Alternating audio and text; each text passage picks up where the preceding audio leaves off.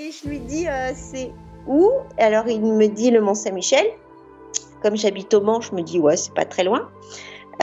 Et après, je lui dis c'est quand? Et quand il me dit c'est le 9 mai 2010, et le 9 mai, c'était le jour de mes 40 ans. J'ai accueilli ça comme un défi, quelque chose d'assez magique, et de me dire waouh, courir le jour de mes 40 ans, ouais, chouette quoi. Et moi, c'est surtout ça en fait qui m'a permis de réussir, c'est que mon mari m'a complètement déculpabilisée de mes absences, et mes enfants aussi, puisqu'en fait, on n'était pas sur une organisation standard du maman elle est là tous les jours. C'était maman elle est là pas souvent, mais après maman on l'a beaucoup quand on part faire des courses et qu'on voyage ensemble. Salut à toutes les trailers et à tous les trailers, c'est Nico au micro et vous écoutez Let's Try, le podcast. Pour ce projet consacré 100% à la pratique et à la communauté du trail running, j'ai décidé de partir à la rencontre des différentes personnalités qui constituent ce milieu. Trailers inconnus, organisateurs de courses, athlètes de très haut niveau ou encore figures médiatiques, je souhaite vous faire bénéficier de leur expérience à travers un entretien au format long qui me permettra de vous faire découvrir plusieurs aspects de mes invités et ainsi connaître leurs histoires, leurs peurs, leurs motivations et leurs petits secrets.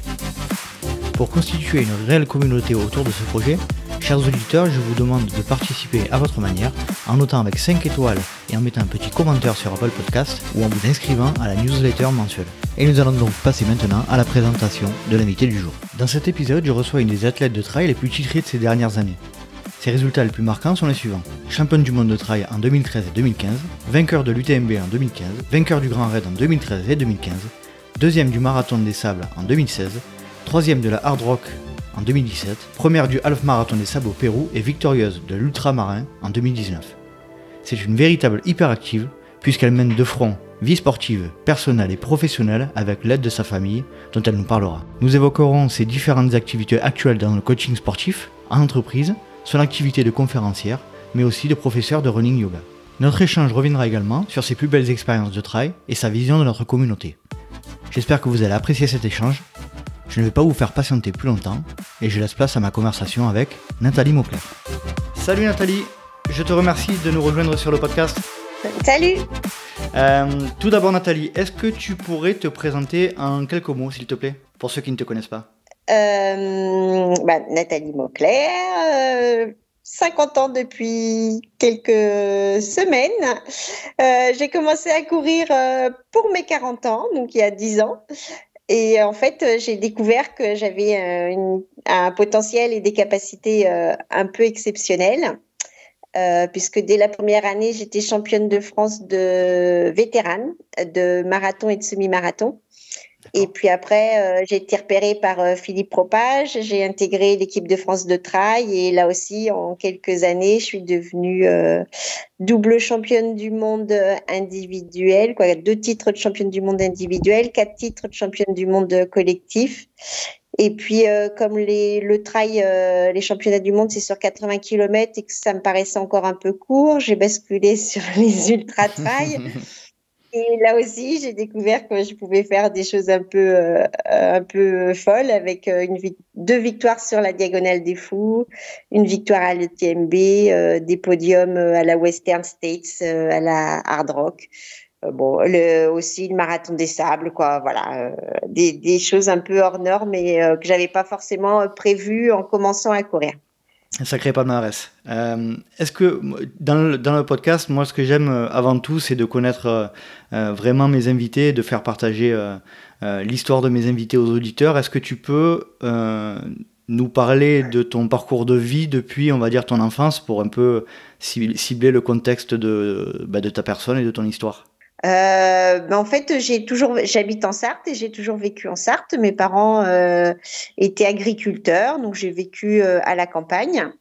Au lycée, j'ai rencontré donc j'aimais pas du tout le sport quand j'étais jeune, et j'ai rencontré au lycée un jeune homme qui est devenu mon mari, donc Franck, lui faisait du sport, donc du coup j'ai commencé à découvrir un peu les bienfaits du sport, j'ai envie de dire. Mais j'aimais pas trop courir, donc j'avais fait un peu de vélo et à la trentaine, quand j'avais 30 ans, j'avais fait 2-3 ans de compétition en VTT. Mmh.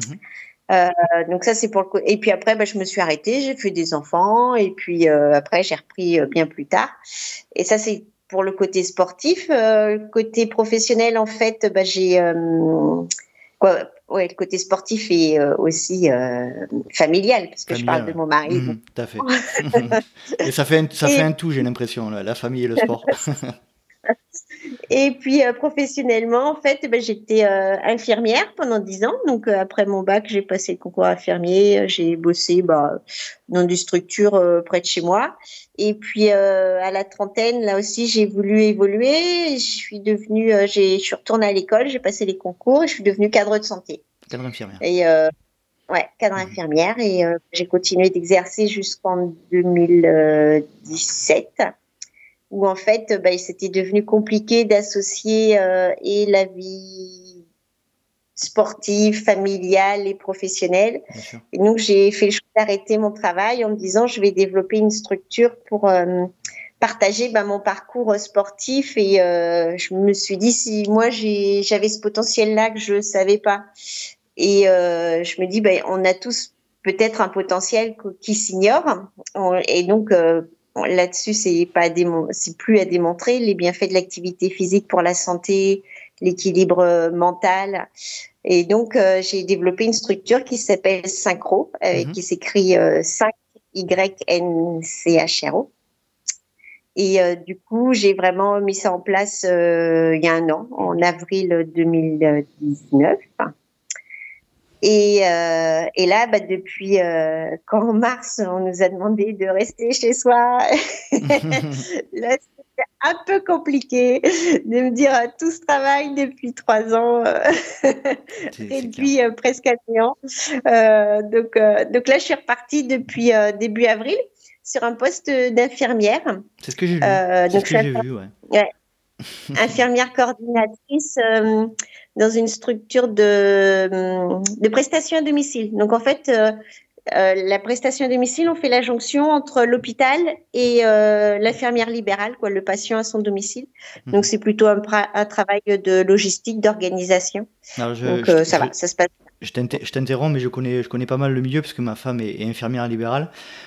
Pour ceux qui écoutent le podcast après coup, on est à peine sorti du confinement de la période du coronavirus. Tu as repris l'activité d'infirmière ou de coordinatrice par rapport à cet aspect-là, par rapport à la crise ? Oui, ouais. Oui, parce qu'en fait, 13 mars, là, tout s'arrête. Donc je me dis allez, on va tourner ça positif, je range mon bureau, je classe mes dossiers en cours, je me dis j'ai du temps pour moi puisqu'en fait on manque tous de temps, donc je me suis dit c'est une belle opportunité pour tout ranger. Et puis je trouvais que dans les médias tout ça on disait mais on manque d'infirmières, on va faire appel aux professionnels sur la liste de secours et tout ça, et moi je me dis mais je suis infirmière et je suis à la maison et je sers à rien. Et du coup j'ai déposé quelques CV et on m'a rappelé j'ai eu plusieurs entretiens et puis voilà, donc ça s'est passé comme ça en fait, mais c'est vraiment parce qu'il y a eu le coronavirus que j'ai redéposé des CV. Et ça t'a fait quelle sensation de reprendre une activité professionnelle après tu m'as dit que tu avais arrêté en 2017, c'est ça ? Ouais, c'est ça. Donc presque 3 ans sans activité liée au métier d'infirmière ? 4 ans. Ouais, c'est ça. Et en fait, ce qui était difficile, c'est pas le rythme, parce que ça, se lever tôt, tout ça, il n'y a pas de souci. Mais c'est le fait de bosser pour une structure, de répondre à une commande, parce qu'en fait, pour l'instant, même si je réponds à des commandes pour mes clients, c'est moi qui vends mon concept. Donc, en fait, je l'adapte, et là, c'est vraiment rentrer dans le moule d'une organisation. Moi, au départ, je voulais un peu tout changer, je voulais mettre ça à ma façon, et mon chef, il est plutôt sympa, c'est une toute petite structure. Il me dit non, tu fais comme ça. Et oui, mais t'es devenue entrepreneuse maintenant, donc tu es devenue entrepreneuse, donc c'est compliqué maintenant. Exactement. Mais non, mais c'est sympa, c'est une expérience intéressante. Comme moi, je suis plutôt de nature optimiste, avoir le verre à moitié plein plutôt qu'à moitié vide. Donc, je me dis, si ça se passe comme ça, c'est que ça devait se passer comme ça dans mon parcours de vie et que ça va forcément m'apporter quelque chose. Donc, pas de regret pour l'instant. Et puis, on verra vers quoi ça va me mener. D'accord. on revient un petit peu au sport. Est-ce que tu peux nous parler de tes premiers pas dans la course à pied et puis ensuite dans le trail? Alors, mes premiers pas dans la course à pied, ça a démarré un 31 janvier 2009. Donc, où je fêtais le Nouvel An avec des amis. Et c'est un ami donc, de longue date qui s'était mis à courir et qui avait fait quelques marathons, qui me dit j'ai calé un marathon pour 2010. Et je pense que tu as du potentiel, vu ce que tu avais fait il y a 10 ans en VTT. Si tu te mettais à courir, je suis sûre que tu arriverais à faire quelque chose. Je lui dis, ah bon, tu crois quoi, pas très convaincue.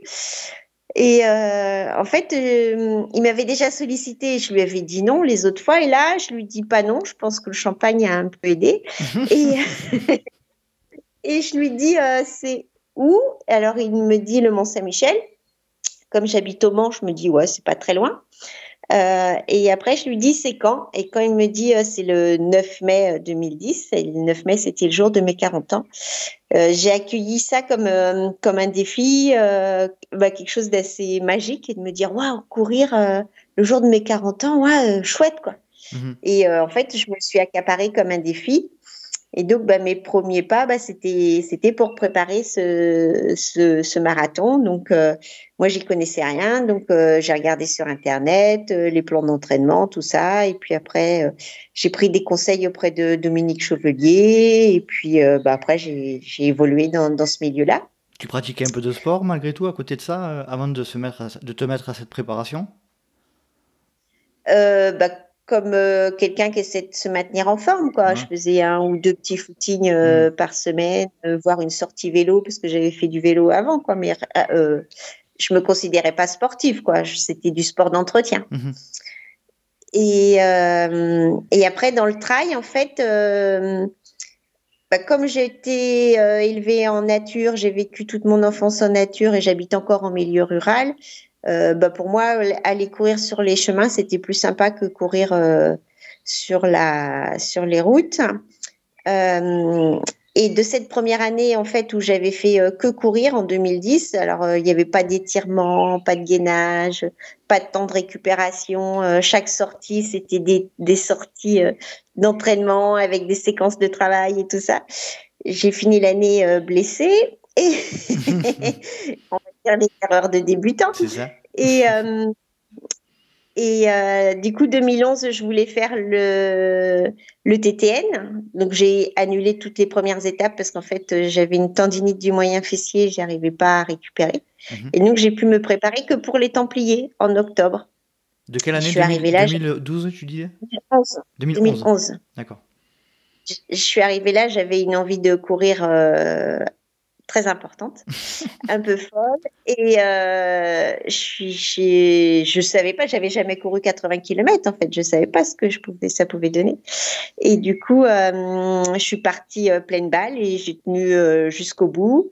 Et je suis arrivée deuxième derrière Maud Gobert, qui était tenante du titre championne du monde, à 10 minutes, un quart d'heure, je crois, de mémoire. Et c'est là où Philippe Propage m'a repérée et m'a proposé d'intégrer l'équipe de France. Et puis après, l'histoire du trail s'est écrite toute seule. On pourra remercier ton ami qui t'a entre guillemets, qui a lourdement insisté pour que tu fasses ton premier marathon. Hein. On peut dire qu'il a changé ta vie, quoi. Oui, c'est ça.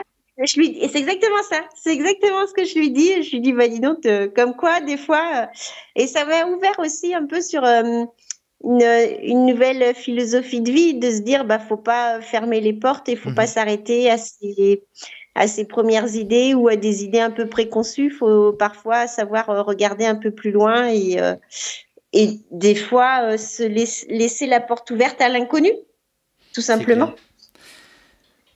Quand on regarde pas mal de reportages te concernant, ou sur YouTube ou sur les chaînes appropriées au trail, etc., on s'aperçoit que tu mets beaucoup en avant et que ta famille est très très importante pour toi.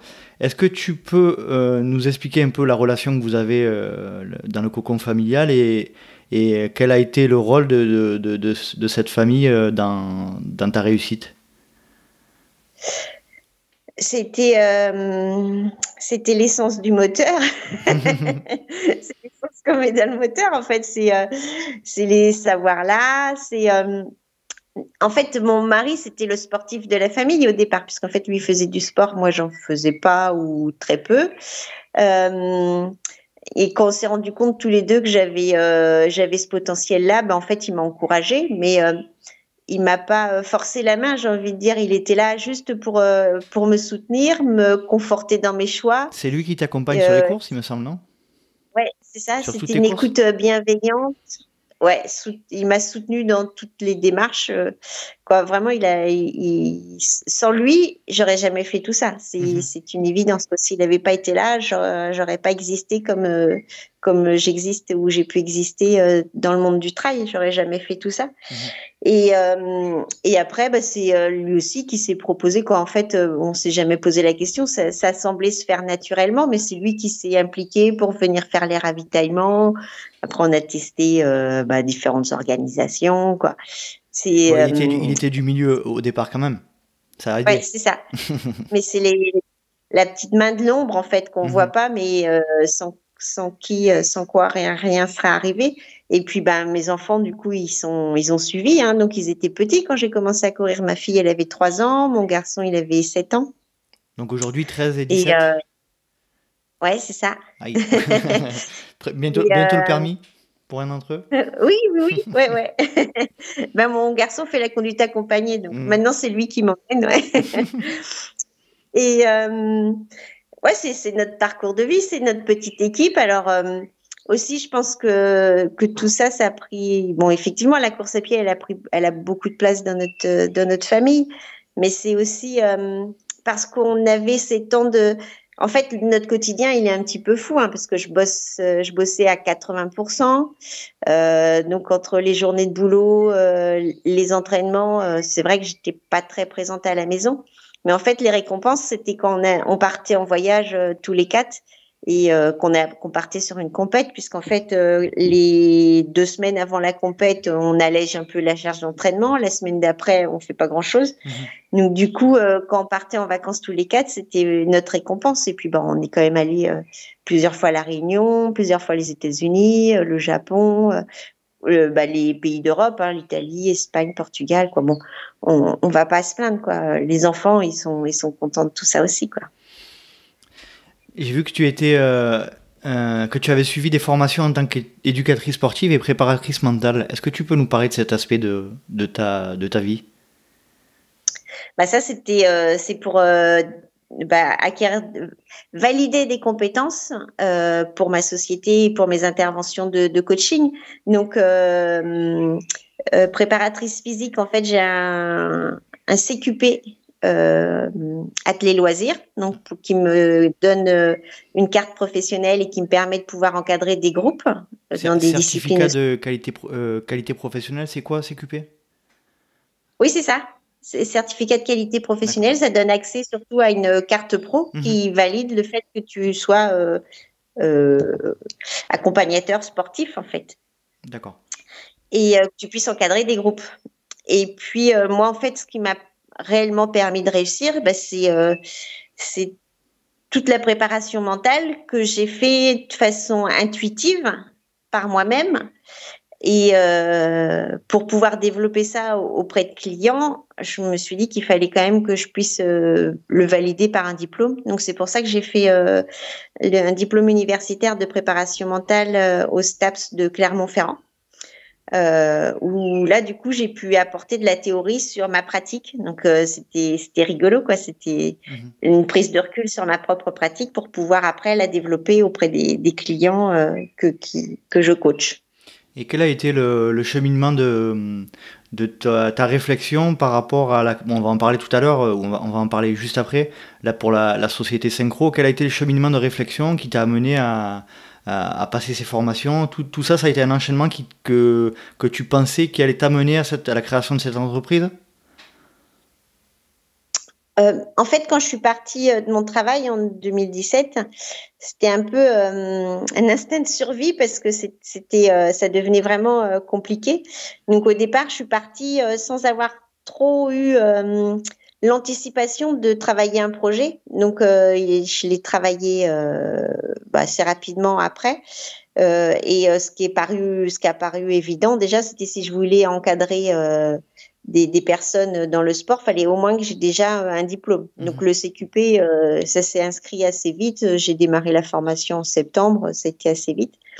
Et puis donc ça m'a permis aussi il me fallait un terrain de stage, donc j'ai encadré des groupes dans mon club où j'étais licenciée.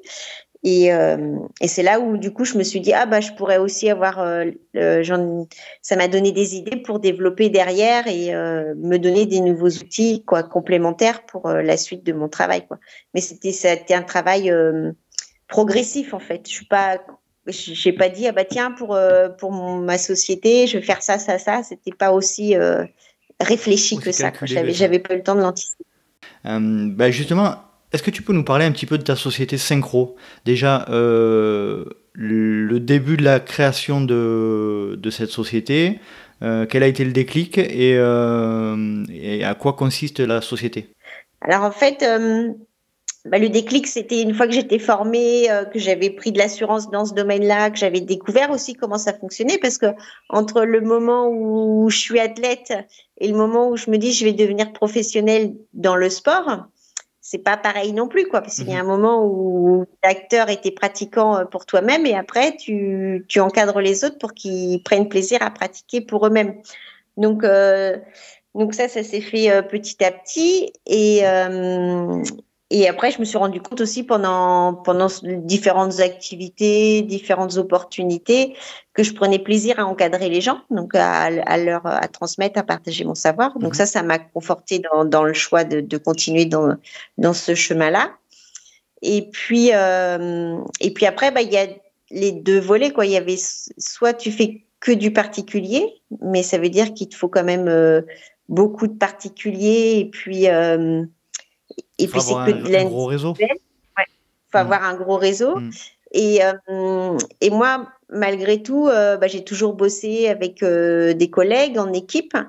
Et le côté entreprise et l'amélioration de la performance en entreprise, c'est vraiment quelque chose qui me passionne, parce que si on est bien dans son boulot, c'est un peu comme dans le sport. Si on est bien dans son boulot, si on se sent valorisé, entendu, écouté, et du coup on est plus impliqué, donc on devient plus performant et du coup on fait plus attention à soi, C'est le cercle vertueux qui se place. Et donc c'est ce que je mets en place en fait dans les entreprises. Donc j'ai réussi à avoir quelques clients qui m'ont conforté dans mon idée, dans mon projet, et du coup c'est comme ça qu'après j'ai ouvert et j'ai créé Synchro. Donc en fait sur mon site internet, donc synchro.fr, il y a les deux volets. Il y a le volet professionnel, orienté team building. Donc, il y a deux champs. Il y a team building avec une évaluation de nos performances physiques qui s'appelle le Diagnoform. Et puis après, il y a des ateliers pour amener les gens à pratiquer de l'activité physique. Donc, on peut faire sur une journée ou une demi-journée. Et puis, il y a le volet conférence où, en fait, là, c'est plus souvent sur des séminaires où je parle de mon parcours de sportive et sur le dépassement de soi. Et puis, du côté individuel, en fait, les clients individuels, il y a des plans d'entraînement, de la préparation mentale et puis les stages. Et du running yoga aussi. On en parlera tout à l'heure. Je veux creuser un peu l'aspect conférence. Moi, ça me fascine. Alors, je ne sais pas dans quelles conditions tu fais ces conférences, combien de personnes sont à ces conférences, mais comment as-tu réussi à appréhender cette problématique de prise de parole en public ? De par mon boulot de cadre, déjà, prendre la parole en public, c'est quelque chose que, même si c'était dans mon milieu professionnel, parler devant un petit nombre de personnes, je savais faire. Et puis après, c'est les opportunités qui se présentent où tu es amené à prendre la parole sur un plus grand nombre de personnes. Et puis au final, tu te rends compte que tu arrives à le faire et petit à petit, tu prends confiance. Et puis maintenant, tu as quand même les outils avec les PowerPoint, les choses quoi, du coup, qui te permettent aussi de te rassurer. Même si de toute façon, à chaque fois, tu prépares un maximum ton truc et puis ça se passe jamais dans les conditions idéales. Soit tu n'as pas le retour de ton ordi, soit mais bon, c'est pas grave, tu l'as bossé et puis à un moment, il faut bien jeter à l'eau et puis faire la brasse, autrement tu vas couler. Hein. C'est bien. Je te dis ça parce que je connais la problématique, parce que dans mon boulot, j'ai été amené récemment à faire une prise de parole devant un certain nombre de personnes lors d'une réunion régionale, et c'est vrai que je suis fasciné par les gens, notamment qui m'ont précédé, et c'est vrai que c'est pas un exercice qui est facile, je trouve. Mais ça se travaille, quoi. Et puis, en fait, j'ai eu la chance d'avoir été contactée par une société qui s'appelle WeChamp. C'est 2 personnes donc ont créé cette société qui mettent en relation et les sportifs de haut niveau et des entreprises. Et eux, ils m'ont beaucoup aidé justement pour trouver des clients et développer aussi ce concept-là. Donc je les remercie. Et après, c'est un peu le hasard de la vie, quoi, le hasard des rencontres, un peu la magie d'Internet aussi, hein, comme on se parle ce soir. En fait, c'est le fait qu'on soit tous plus ou moins interconnectés et puis que les gens osent demander. Et moi, en général, si c'est possible, je dis rarement non. Donc voilà. Et c'est au moins des aspects positifs du numérique, au moins. Voilà. C'est clair. Est-ce que tu peux nous parler de ton activité de running yoga? Donc, expliquer déjà qu'est-ce que cette discipline? Alors, quand je courais donc en 2014 et 2015, moi j'ai fait du yoga personnellement, quoi. Je m'étais inscrite à un cours de yoga. Alors, à vrai dire, ma toute première motivation, c'est parce que j'avais lu dans les magazines que Rory Bossio, qui avait gagné l'UTMB 1 ou 2 fois, faisait du yoga. Et je me suis dit, si le yoga, c'est bon pour Rory, c'est que ça doit être bon pour moi. Donc, mon côté un peu curieuse m'a fait aller découvrir le yoga. Et c'est vrai que ça m'avait bien apporté, ça m'avait apaisé aussi dans mon quotidien. Et puis après, j'avais pratiqué toute seule. Et puis, j'en avais parlé sur les réseaux sociaux. Et là aussi, c'est un peu comme je disais avec WeChamp, Pascal Jovet, donc concepteur concepteur du running yoga, m'avait mis un message. Et donc, j'avais répondu. Et il m'a présenté le concept qui est en fait dans toutes les différentes techniques de yoga, puisqu'en fait, on sait qu'il y a différents yogas. Et ils ont pris, ils sont 2, donc Pascal Jovet et Bénédicte Hobsommer, ont pris toutes les postures qui peuvent nous aider à gagner du relâchement et améliorer notre foulée pour la course à pied. Et donc, quand il m'a présenté le concept, j'ai trouvé ça plutôt intéressant. Plutôt que de faire un yoga généraliste, autant faire un yoga qui m'apporte pour la course. Adapté, ouais. Et donc je suis allée découvrir sur une journée de formation sur Paris. Et ça m'a plu. Et du coup, je me suis engagée pour devenir ambassadrice. Et cette année, sur le Mans, j'ai ouvert des cours de running yoga. Alors, j'ai pas encore beaucoup de clients parce que ça reste assez intimiste, mais les gens qui viennent sont plutôt contents et ils ont progressé dans leur running et là aussi dans leur quotidien en fait où ils arrivent à mieux lâcher prise. Et du coup, c'est aussi quelque chose que j'intègre dans les journées de team building en entreprise.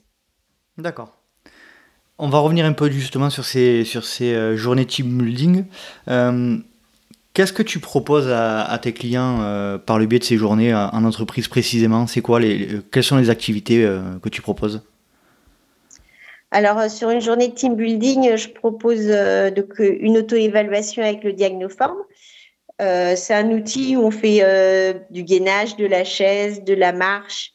Il y a 5 critères, de l'équilibre.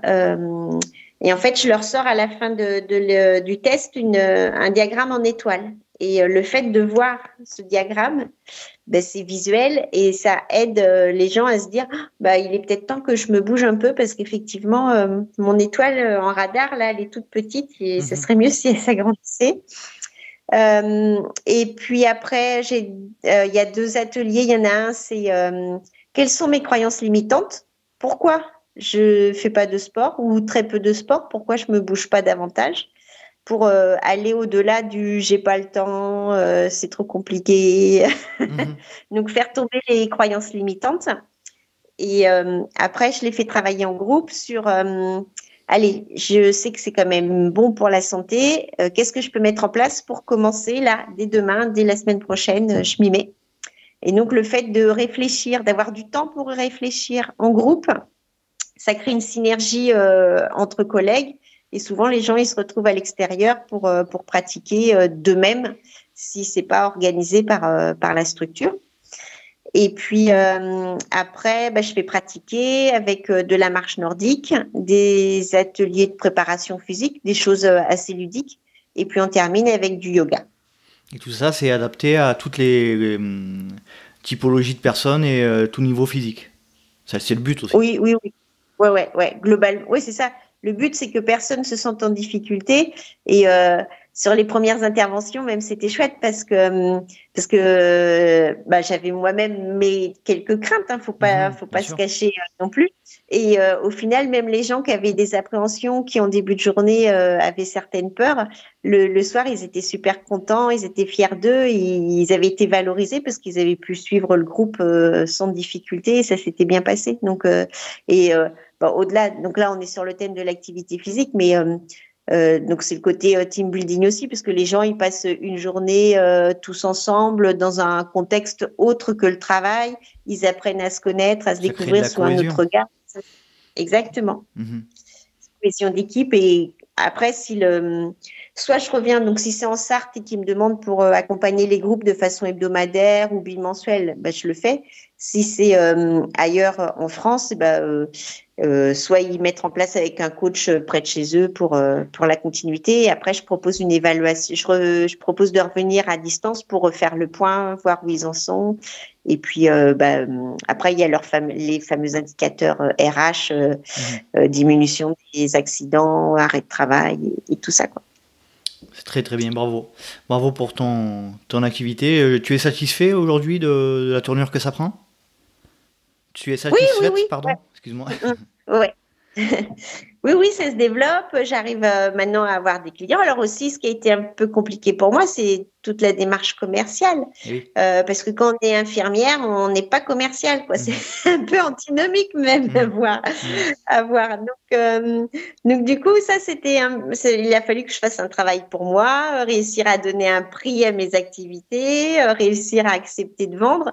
Donc bon, tout ça, mais j'aime bien parce que j'aime pas la monotonie, j'aime bien les challenges et du coup j'ai pris ça comme un challenge et j'aime bien l'expression que je grandis encore, ça m'a fait grandir.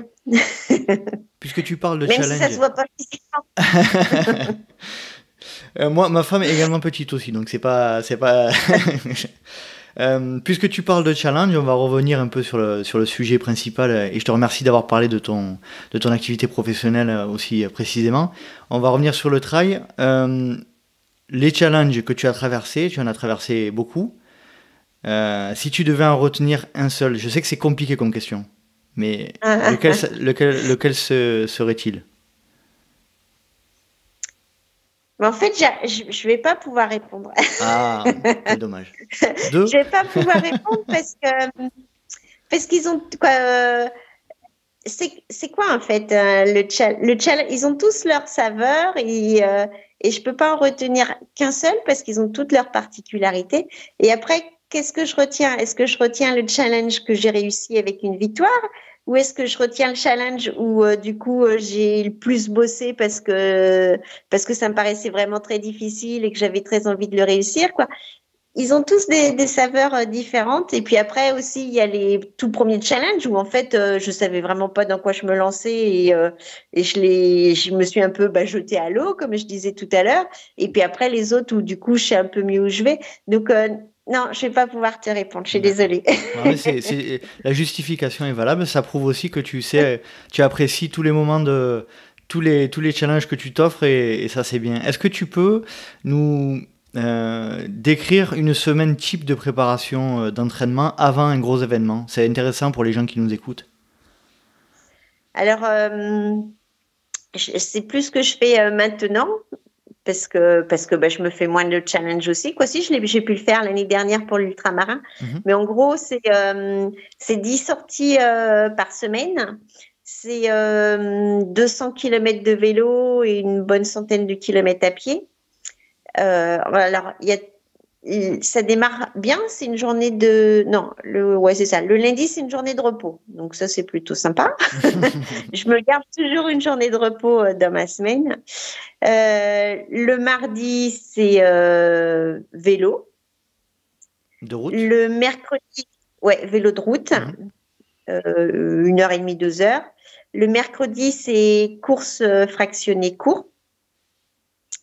Le jeudi, c'est 2 entraînements, donc c'est course avec plutôt une sortie fartlek d'1h30, 2 heures, et puis du vélo, route aussi.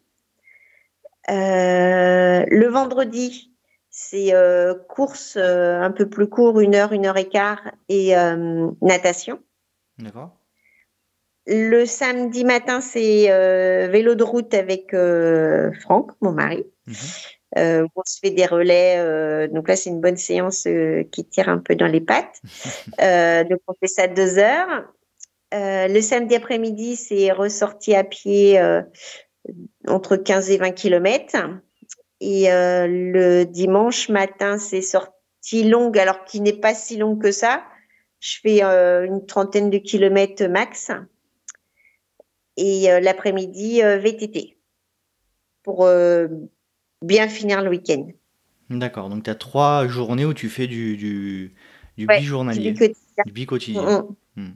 Même 4 avec la natation, course à pied du vendredi. Jeudi, vendredi, samedi, dimanche, D'accord, donc on n'a rien sans rien. Et c'est à ce prix-là que j'ai réussi à faire mes challenges. Ben oui, on n'a rien sans rien, hein. Ça c'est clair. Hein. Exactement. Même si effectivement, je pense que j'ai un potentiel à courir, à me lancer des défis.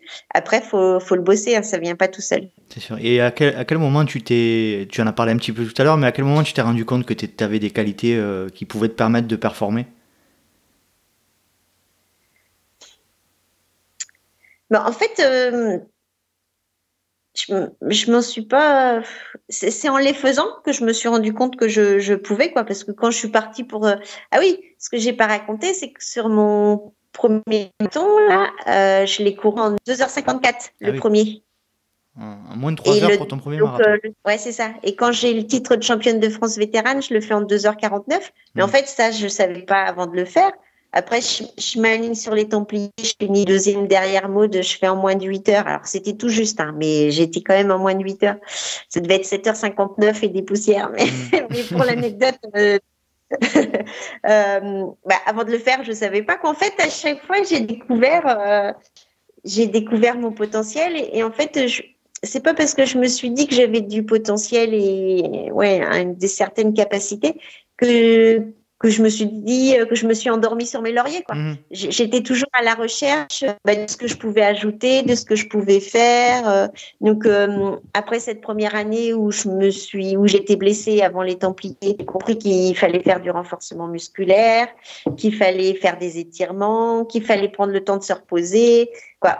J'ai appris en fait au fur et à mesure et à force de lecture, de discussion et puis de tests aussi. Je lis des choses et je me dis ça pourrait peut-être être bien. Je teste, ça marche, je garde, ça marche pas, je refais pas, quoi. Si tu devais citer qu'un seul élément qui te permet de performer, ça serait quoi pour toi? Le plaisir. Le plaisir. Le plaisir. Ouais, la recherche du plaisir. Et du coup, si j'arrive à me faire plaisir sur mes entraînements, du coup, je suis performante à mes entraînements. Si j'ai plaisir à chercher, à me fixer un objectif et à le travailler, du coup, je vais prendre plaisir à me documenter sur le sujet, à visualiser. voilà, à me projeter sur ce projet. Et puis après, bah, c'est le plaisir de la course, quoi, tout simplement. C'est t'es à la banane du début jusqu'à la fin, alors que t'as pas dormi. Et voilà, mais c'est ça, ouais. C'est vraiment ton état d'esprit et ta force. ouais. Alors moi j'ai une question que je me pose, tu habites en Sarthe et comment tu fais pour gagner ta première diagonale et habiter en Sarthe? Ben, j'ai couru. Alors, je pense que j'en avais très envie. J'ai jamais douté de mon potentiel. En fait, voilà, j'ai fait mes entraînements vélo, course à pied, comme je viens d'en parler, et j'étais convaincue. Je sais pas comment j'ai réussi à me construire ce mental-là, quoi, mais j'étais convaincue que j'irais au bout. Alors, je savais pas quelle place je ferais, mais déjà j'avais aucun doute que j'irais au bout bien. Mhm. Et effectivement, ça s'est déroulé comme ça, quoi. Et après, bah, je pense que c'est aussi parce que j'avais fait une bonne prépa. Alors, avec le vélo, les entraînements croisés, je pense que ça permet de bien compenser le manque de dénivelé. Mais nous, notre force, c'est de courir vite sur le plat ou sur les relances ou dans les descentes. Enfin, pas les descentes abruptes, mais tout ce qui est faux plat et tout ça. Alors qu'en fait, souvent, bah, ça, on le prend pas comme un atout. Alors que moi, dès que c'est du faux plat, montant, descendant, que je peux courir, bah, je relance tout le temps, quoi. Et alors que les gens qui habitent à la montagne, bah, ils sont peut-être plus forts dans les grandes montées, les grandes descentes, mais ils n'ont pas cette habitude de tout le temps relancer, quoi. Et je pense que c'est ça qui fait ma force. D'accord. Est-ce que tu peux nous parler de ton pire souvenir en course ou en trail, si c'est possible? C'est sur un des premiers ultras que j'ai fait au Japon, sur le mont Fuji. Ouais. Le tour du mont Fuji, donc ouais, je me souviens plus quelle place il avait, mais c'était un des premiers ultras que j'ai fait. Et en fait, bah, le Japon, ouais, c'est quand même, il y a quand même, bon, c'est loin, il y a une culture qui est très différente. Il y a aussi autre chose à appréhender en dehors de la course. Et en fait, l'hiver, j'avais été blessée, j'avais eu une aponévrosite plantaire, et donc c'était la première course début avril de la saison. Et je prends le départ, et en fait, au bout de 30 km, je commence à avoir des ampoules au niveau des talons. Et donc, bah, je m'arrête, j'emmène toujours les petits nécessaires pour soigner mes pieds. En tant qu'infirmière, je me soigne les pieds. Je continue et bah, en fait, je cours pas très bien. Mon mari, dès le 60e, me dit ça sert à rien, arrête-toi là. Et moi, je lui dis on n'a pas traversé toute la planète pour que je m'arrête au 60e. Vu que j'occupais beaucoup, je suis moins concentrée sur ma course, je chute, je me fais une côte, je me casse ou je me fais une côte, voilà. Donc ça va encore moins bien. Et en fait, j'abandonne au 120e kilomètre. Mais il en restait encore 40 puisque c'était un ultra. Et après, je me dis, bah oui, je me suis infligé des douleurs, de la souffrance, une côte cassée parce que je m'étais un peu entêtée et ouais, courir un ultra avec des grosses ampoules dès le 30e kilomètre, c'était c'était un peu déraisonnable. Ce qui a été difficile, c'est quand j'ai redonné mon dossard, en fait. Quand j'étais donné mon dossard au milieu de course. Ça t'était jamais arrivé? Non. Ça m'est arrivé que quelques fois, mais là, c'était la toute première fois où j'ai donné mon dossard pendant la course et ça, c'était compliqué. Ouais. Comment tu l'as vécu après, toi qui es quelqu'un qui est positif énormément, comment tu as vécu cet abandon dans les jours qui ont suivi? Alors après, on a eu la chance de rester au Japon en famille et de visiter. Donc du coup, ça a aidé aussi à digérer les choses. Et puis, bah, du coup, j'ai modifié des choses par rapport à mes chaussures, quoi. Après, j'ai pu rebondir et après, je suis allée cette année-là, j'avais enchaîné avec la Western States où j'avais fini troisième en 18 heures et des poussières. Donc du coup, ça avait bien rattrapé le coup. Mais en fait, après, de tout échec, ouais, parce que c'était un échec, il faut savoir prendre du recul. Faut pas se remettre non plus des objectifs trop hauts. Faut prendre le temps de l'analyse et puis rester dans le raisonnable et pas être non plus dans le on-off, quoi. À fond, j'arrête, quoi. Voilà, faut réussir à tirer les leçons des expériences, quoi, qu'elles soient positives ou négatives d'ailleurs, parce que c'est pas quand on réussit aussi, c'est en fait la réussite, c'est la somme de plein de petites choses qui, comme l'échec d'ailleurs, qui font que c'était une réussite, et souvent l'échec c'est la somme de plein de petites choses qui font que c'est un échec, quoi. Donc c'est être vigilant à tout ça, quoi. Est-ce que tu peux, tu es une, pour moi, hein, de mon point de vue, je dis pas ça parce que tu es en face de moi virtuellement, mais tu es une fantastique représentante de notre communauté trail aujourd'hui. Qu'est-ce que tu penses, je t'en prie, qu'est-ce que tu penses de la communauté trail aujourd'hui et de peut-être son évolution depuis que tu la connais, depuis que tu es rentré dans cette communauté? Alors, ce qui est plutôt sympa, c'est qu'il y a de plus en plus de coureurs et de plus en plus de filles. Donc ça, c'est plutôt bien parce que les filles sont encore peu nombreuses sur les ultras, moins nombreuses sur les trails longs, mais sont de plus en plus nombreuses sur les trails courts. Donc je me dis que c'est plutôt en bonne voie et que du coup, elles vont peut-être allonger les distances petit à petit. Et il faut qu'elles croient en leur potentiel et que l'ultra, c'est vraiment accessible à tous, à condition qu'on arrive à s'entraîner et à se dégager du temps. Et bien souvent, socialement, en fait, les femmes sont quand même, c'est peut-être un cliché, mais c'est aussi une réalité, restent quand même très impliquées dans la vie de famille et se sentent coupables.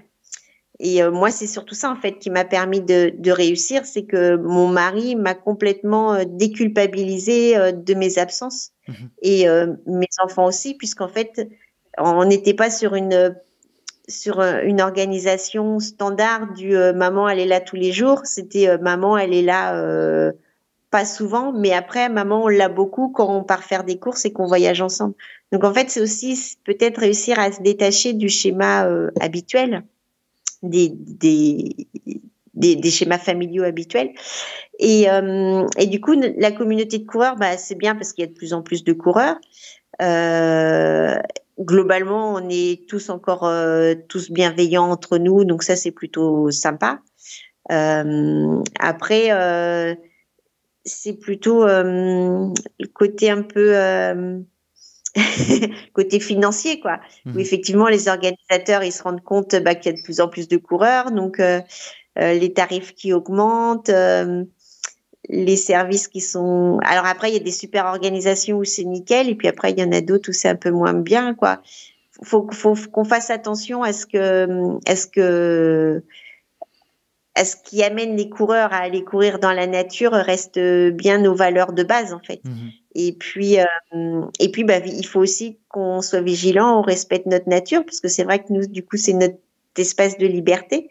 Mais là, on se rend bien compte avec le confinement qu'au final, les animaux, ils sont un peu plus parqués, quoi. On empiète sur leur territoire, quoi. Moi, j'habite à la campagne et c'est vrai que les chevreuils et les sangliers, ils étaient bien contents qu'il y ait moins de monde en forêt, quoi. C'est clair, c'est clair. Donc, il faut qu'on arrive à trouver un équilibre entre tout ça. Et j'ai envie de dire aussi qu'il faut aussi apprécier de courir à côté de chez soi. Comme moi, je me suis toujours entraînée à côté de chez moi. J'aime bien courir ailleurs, mais en fait, quand je vais courir ailleurs, c'est vraiment pour la compète ou c'est vraiment pour les compètes en fait, parce que notre planète, c'est pareil, elle n'a pas des ressources inépuisables. Ouais, c'est ça. Et quand on traverse toute la France pour aller faire un week-end trail, tout ça, quoi. Moi, je fais un peu attention à ça, quoi. Bon, je suis pas un bon exemple parce que je prends souvent l'avion, mais malgré tout, je suis quand même interpellée par rapport à ça. Ça me laisse pas insensible. Ouais, mais je pense que c'est globalement ça traverse l'idée de beaucoup de gens aujourd'hui. Hein. La prise de conscience, elle est là. Hein. C'est vrai qu'après elle est présente. C'est pas évident de mêler le geste à la parole, mais on a au moins conscience que il faut être plus prudent et plus vigilant, quoi. Ouais, c'est ça. C'est exactement ça. Ouais. Est-ce que tu peux répondre à ça? Bonjour Nathalie, Cécile Bertin. Donc on se connaît, on s'est croisés plusieurs fois sur des courses et j'ai même eu la chance de t'interviewer 2 ou 3 fois pour les magazines pour lesquels je travaille. Je voulais juste te poser une question par rapport à un sujet qu'on aborde assez souvent dès qu'on parle d'ultra, l'inné et l'acquis. Est-ce que tu penses que la petite Nathalie avait en elle tout ce qu'il fallait pour pouvoir, au niveau du mental, faire face aux difficultés qu'on peut avoir à affronter dans les ultras ou dans toutes les compétitions sportives auxquelles tu as participé, ou est-ce que c'est vraiment quelque chose que tu as construit? Et si c'est le cas, comment as-tu construit ce mental? Voilà, écoute, j'espère que tu pourras nous éclairer et que tu as une réponse à cette question. Merci Cécile pour cette question très intéressante et je dois t'avouer que je n'y ai jamais vraiment pleinement réfléchi, tout du moins pas aussi nettement. Tu sentais que tu avais un tempérament hors norme enfant ou pas? Non. Pas du tout. Non, ça s'est développé après. Mais ceci dit, je pense que c'est un peu la somme des deux. Je pense que j'étais pas hors norme, mais je pense que j'ai su m'enrichir des différentes expériences. En fait, une de mes grandes capacités, c'est quoi? Ouais, je pense que je peux le dire comme ça, c'est de savoir m'auto-évaluer. Je pense que j'en ai déjà parlé un peu avant, et de me dire, là, tiens, il me manque peut-être quelque chose. C'est quelque chose qu'il faudrait peut-être que j'aille chercher ou toujours aller chercher des nouvelles ressources. Mais je pense que quand même physiologiquement, ça c'était plutôt acquis. Les qualités d'endurance, de résistance, de savoir faire face à la douleur, même si on l'apprend à l'entraînement et que ça se travaille dans le temps. Je pense que c'était quand même au long de ma vie par des expériences pas sportives d'ailleurs. C'est quelque chose que j'ai plus, puisque j'ai commencé à courir que très tard, donc et que j'étais pas sportive avant, que j'aimais pas ça. C'est vraiment plus dans mon quotidien de vie. Par mon travail, par des challenges professionnels ou personnels que j'ai pu me poser, donc sur mes 40 premières années, on va dire, qui m'ont permis de travailler mon mental.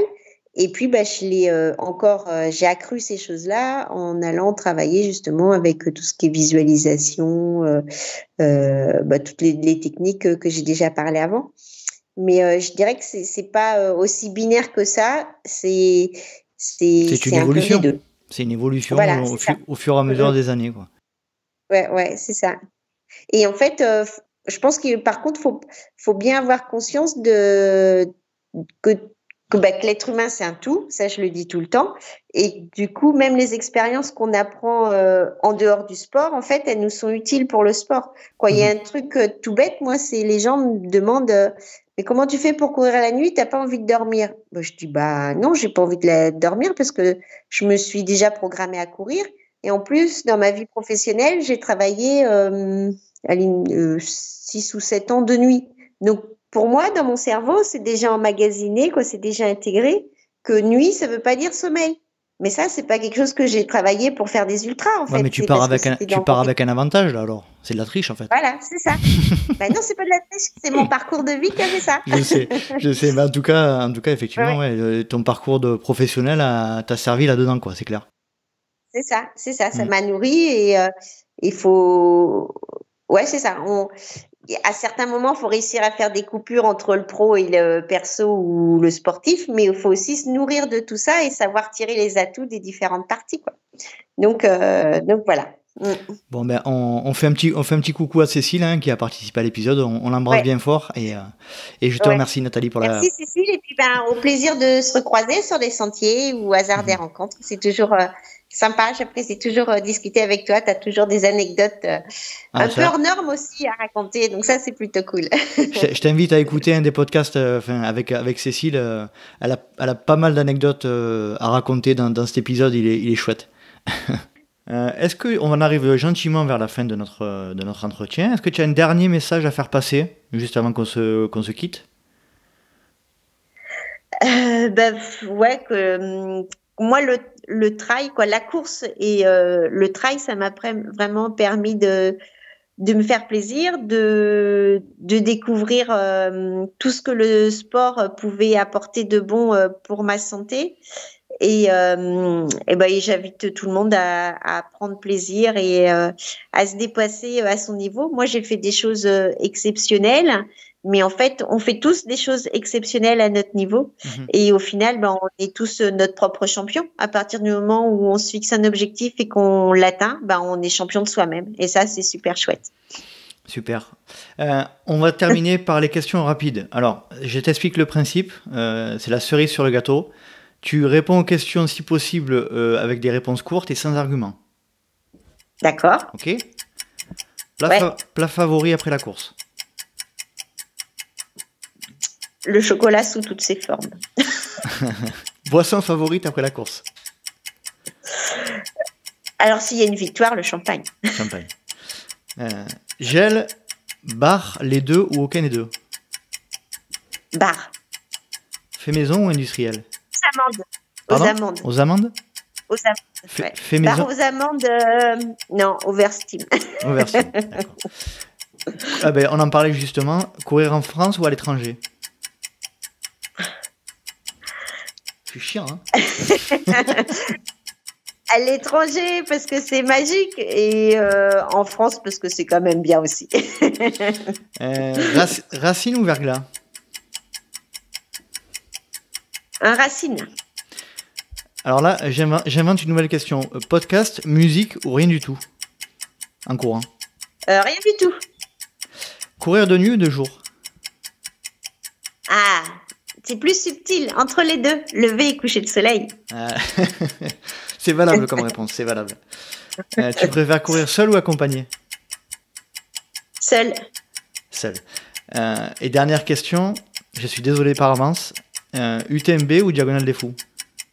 Ah, ça je veux pas répondre.